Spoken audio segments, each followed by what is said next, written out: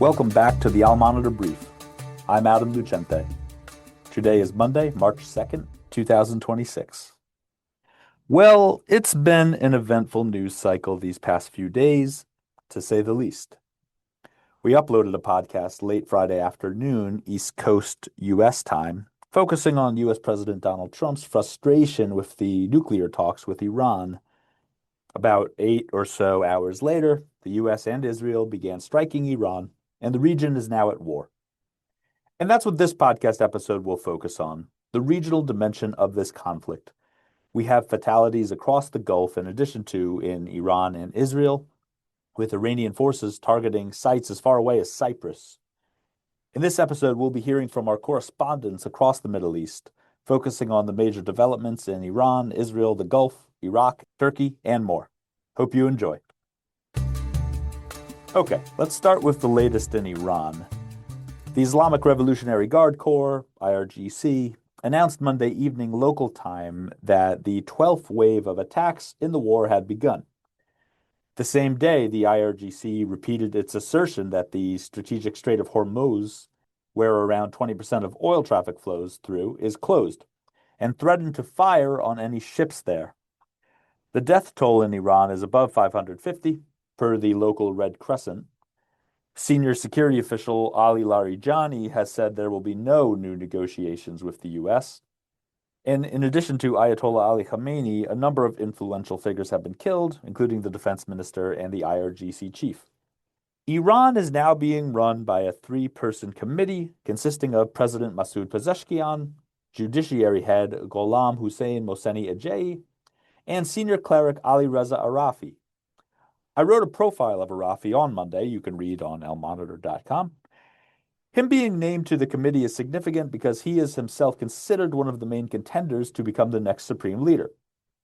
The Assembly of Experts, a high-ranking council of sorts in Iran, could name a new Ayatollah any day now. Arafi was notably very close to Khamenei and shares his hardline views, including skepticism of any engagement with the West. Until a new Ayatollah is chosen, that committee will be running Iran. And though Iran has been battered so far, the country retains significant military capabilities. U.S. Defense Secretary Pete Hegseth told reporters on Monday that the Islamic Republic still has long-range missile capabilities. We'll come back to Iran's thinking in this war when we get to the Gulf, but I want to touch on Israel first. Here's Al Monitor's Israel Pulse chief, Rina Bassist, analyzing Israel's main objectives in the war. Operation Lion's Roar against Iran was conceived with 3 series of targets in mind: symbols of the regime, its missile and air defense systems, and of course the nuclear project. Now, that being said, eliminating the Iranian leaders was from the very beginning at the top of the list. More so, the launching of the operation was decided when the opportunity came up to kill the supreme leader of Iran, Ali Khamenei. The opening salvo on Saturday morning brought about not only his elimination, but also the killing of several other senior Iranian officials, including the defense minister and some of Khamenei's closest advisors. At the same time, the Israeli Air Force also attacked dozens of command and control infrastructures, places like the general headquarters of the Internal Security Forces, the offices of the Revolutionary Guards, and military intelligence centers. Hundreds of Iranian regime missile launchers have already been attacked. The Israeli military also reported attacking operatives who were arming a launcher moments before firing. Additionally, the Iranian Air Force suffered direct hits, including some of its Sukhoi jets and hundreds of Iranian-made drones. I'll add that I spoke to a contact in Israel on Monday, and he said the strikes are more frequent than they were during the 12-day war last June. The death toll in Israel is currently 10, with 9 of those being killed by an impact in Beit Shemesh in the country's center. The Israeli military announced new strikes against Iran on Monday, as well as the targeting of 70 Hezbollah sites in Lebanon, after the group joined the war by firing rockets into northern Israel overnight. That's a good transition to Lebanon. According to local authorities, 52 people have been killed there so far as a result of these Israeli strikes. In a very significant step, the Lebanese government announced on Monday a ban on Hezbollah military activities. Here's Beatrice Farhat in Beirut on the significance of these recent developments in Lebanon. Hezbollah's attack against Israel earlier Monday was the first since the November 2024 ceasefire. Hezbollah did say it was to avenge the killing of Iran's supreme leader, Ali Khamenei, in joint US-Israeli strikes in Tehran on Saturday. But it also mentioned that the attack came as an act to defend Lebanon and its people, mentioning that Israel has continued to launch almost daily attacks against Lebanon since said ceasefire entered into force almost 15 months ago. But despite this, several political leaders in Lebanon condemned Hezbollah's move, which triggered a heavy Israeli response as Israel almost immediately began pounding the south and Dahye. And so did the Lebanese leadership. They condemned Hezbollah's attack or decision to attack Israel, including President Joseph Aoun, who said such move undermines all efforts to keep Lebanon away from regional conflicts. Later in the day, the Lebanese government announced an immediate ban on Hezbollah's military and security activities, considering them illegal. And it said that Hezbollah is now obligated to hand over its weapons to the Lebanese state and confine its activities to the political sphere. Although the announcement is very significant, as it is a first for the Lebanese government against Hezbollah, we're still not sure how this will be implemented on the ground, especially after Mohammed Rad, the head of Hezbollah's parliamentary bloc, condemned the government for its decision and said they were instead expecting it to actually condemn the Israeli attacks on Lebanon. He said, quote, "We see no reason for Salam," referring to Prime Minister Nawaf Salam, and his government to make such aggressive decisions against the Lebanese people. Now, the anger was not only visible among the Lebanese leadership, but many people who were displaced since early Monday and continue to flee toward northern areas have been angry and have expressed their tiredness in interviews with the local media. You know, we've been covering Lebanon's efforts to remove Hezbollah from the south and take its weapons for months. It's obvious by Hezbollah's participation in the current war that Lebanon did not complete that process, but this is the strongest rebuke of the Iran-backed group by the Lebanese government, I would say, ever.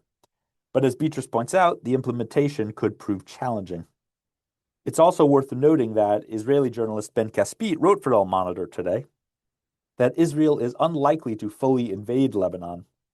He also added that Israel expects anti-government protests in Iran to resume. Turkey hasn't been hit in the war, but Ankara is paying close attention to the events. Here's Al Monitor's correspondent in the Turkish capital, Ezgi Akin, on Turkey's position in all this, why they haven't been targeted, and the risks Turkey sees arising from Iran and the war. Turkey, unlike many other countries in the region, has been relatively calmer since the start of the war because it hasn't been hit by Iranian strikes, unlike many other countries in the region.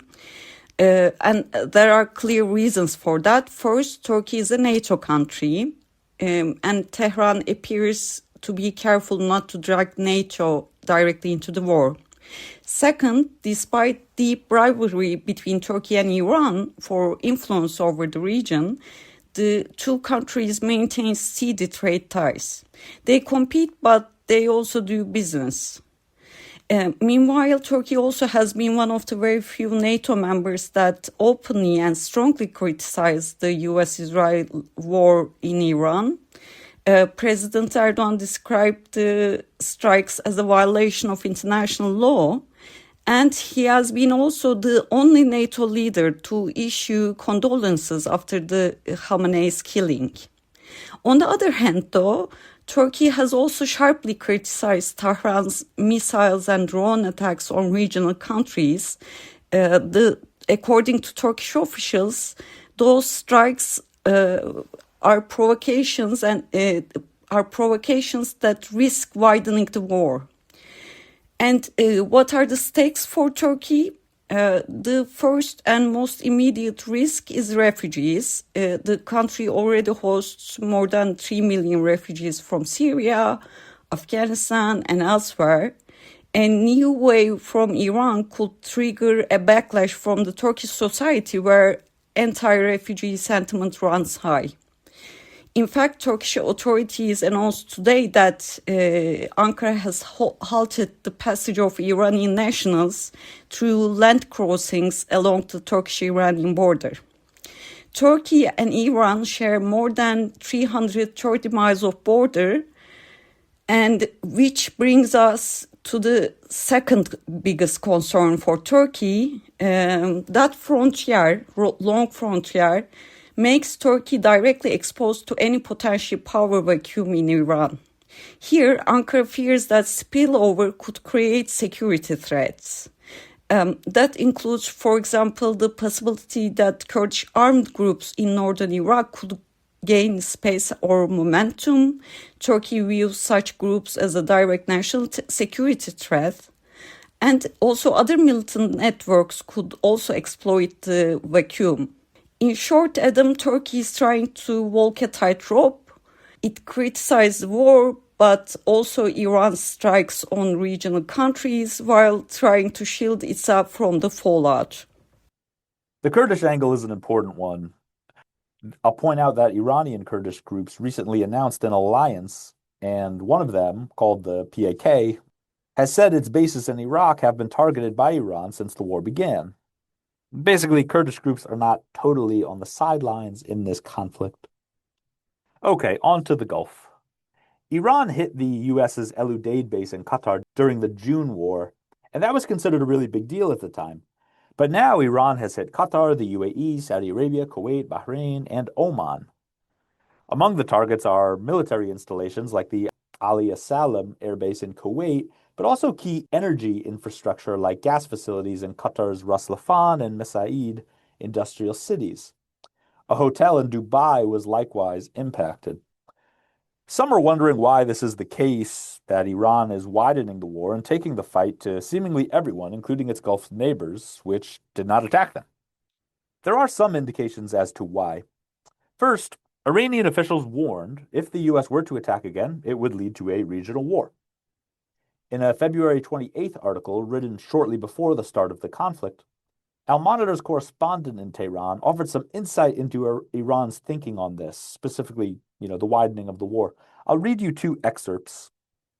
First, quote, "In previous moments of tension, diplomacy was often treated as sufficient deterrence. Iranian leaders now operate under the assumption that external actors may strike regardless of negotiations." And another, quote, "In this heightened survival mode, Iran's operational calculus relies largely on the leverage it projects about its relatively vast missile arsenal against Israel and U.S. regional assets, reflecting Tehran's recognition of the psychological impact of this arsenal." Recall that Iran has had cordial ties with several Gulf states for years and resumed relations with Saudi Arabia, its regional foe of sorts, in 2023. But to our correspondent's point, these relations did not prevent these strikes on Iran from happening. Now, there have been a handful of fatalities in the Gulf so far, including a Kuwaiti soldier. This was announced by the Kuwaiti army late Monday. It's also worth noting that Saudi Arabia said on Saturday it retains the right to respond after an Iranian attack on Riyadh that day. That's another big development. And Saudi media coverage of Israel has been quite critical since the Gaza war. But I saw an interesting headline on Monday in Al Arabiya which read, quote, "Israeli Army Chief of Staff promises Hezbollah a devastating strike." I feel there's been a shift against Iran in the Gulf, despite reservations in the region about this war kicking off. I think Bahrain is important in all this too, given the fact that there's some support for Iran in the country's Shiite community, and the fact that there have been anti-government protests there this century, during the Arab Spring, for example, as well as a crackdown by the state in response to that. There's a lot going on in Iraq. The Islamic Resistance of Iraq, which is a loose coalition of pro-Iran militias, has claimed it is striking U.S. positions. The Kurdish news outlet The New Region reported on Monday that the Kurdistan regional capital Erbil has been targeted by more than 70 drone and missile attacks so far. Contacts of mine in the city have lost count. The U.S. military is present at a base in the Erbil airport compound, and Iraq's militias claimed an attack on a U.S. base in Kuwait early Tuesday morning local time as well. And that marks the first time they said they hit something outside Iraq, or at least named a specific target they hit outside Iraq.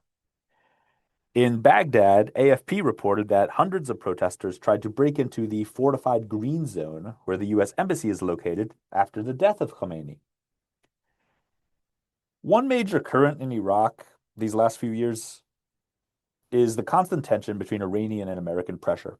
Before this war began, former Prime Minister Nouri al-Maliki emerged as the leading contender to be the next prime minister, taking over for incumbent Mohammed Shia as-Sudani. Maliki is widely seen as close to Iran, although he also worked with the U.S. when he was in office. But Washington, the Trump administration, is openly against his candidacy. Senior diplomat Tom Barrack met with Maliki on February 27th, a day before the strikes began. And Maliki has not commented much on the current conflict, but he did mourn Khomeini in a social media post. Iraq is definitely worth paying attention to as this conflict develops. Moving on, Jordan. There have not been any deaths reported in Jordan as of the time of recording, early Monday evening, U.S. East Coast time, though missiles continue to fly over the country and a U.S. base in the country has been targeted. A contact I spoke to in the country told me the narrative in local media has shifted from not allowing. A contact in the country told me the narrative in local media has shifted from not allowing Jordanian airspace to be used to the kingdom being attacked. On that note, state media reported on Monday King Abdullah's, quote, absolute rejection of Iran's attacks on its territory and on several countries in the region. Late Monday local time, the U.S. Embassy in Amman announced it had evacuated its personnel from the site, saying there was an unspecified threat. With regards to Syria, there's not a lot happening there related to this war. I will just say don't ignore the country, if anything because of its geographic location. And on Yemen, the Houthis have emerged as perhaps Iran's most formidable proxy since the Gaza war began. They severely disrupted traffic, remember, in the Red Sea, and did not suffer the substantial losses of Hezbollah and Hamas. But although the Houthis have expressed support for Iran, of course, they have yet to join in on the conflict. Hezbollah, as we mentioned, has, and whether the Houthis follow suit definitely warrants watching. That's it for now. Thank you for listening to the Al Monitor Brief. Be sure to follow Al Monitor for more on the stories impacting the Middle East, including this war. Until next time, I'm Adam Lucente, and to our listeners in the region, stay safe.